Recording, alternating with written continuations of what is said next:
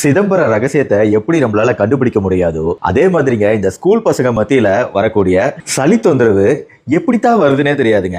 இப்போதான் இதுமிக்கிட்டு இருந்தா நம்ம பையன் 2 நாள் லீவு போட்டு வீட்டுல ரெஸ்ட் எடுறா அப்படின்னு சொல்லி சுடுதண்ணி கொடுத்து கசாயம் செஞ்சு கொடுத்து இனிப்பு ஸ்வீட்லாம் சாப்பிடாம ஒரு வாரம் பார்த்துக்கிட்டோம். ஸ்கூலுக்கு போய் 2 நாள் தான் இருக்கும், மறுபடியும் லொக்கு லொக்கு இருமலோட வருவான். அதனாலங்க இந்த மாதிரி வைரஸ், சளி, காய்ச்சல் இதெல்லாம் எப்படி வருதுன்னு நம்மளால கண்டுபிடிக்கிறது ரொம்ப சிரமங்க.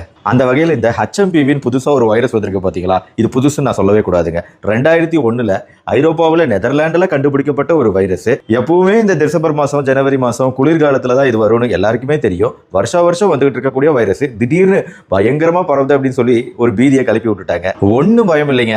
நிறைய பழங்கள் கொடுங்க. ஆரஞ்சு, வாழைப்பழம், அன்னாசி, ஆப்பிள், கொய்யாப்பழம், பப்பாளி பழம் நிறைய கொடுங்க. பசங்க ஸ்கூல்ல வேற யாருக்கா சளி பிடிச்சிருக்குன்னா மாஸ்க் போட்டு அனுப்பிச்சு விடுங்க. நல்லா வெளியே ஓடி ஆடி விளையாட விடுங்க. மொபைல் பார்க்க விடாதீங்க. இதை பண்ணா HMP ஆகுது, ஒன்னாவது எல்லாத்துல இருந்து நம்ம எஸ்கேப் ஆயிடலாம். எதை பத்தி நம்ம பயப்பட வேண்டியது.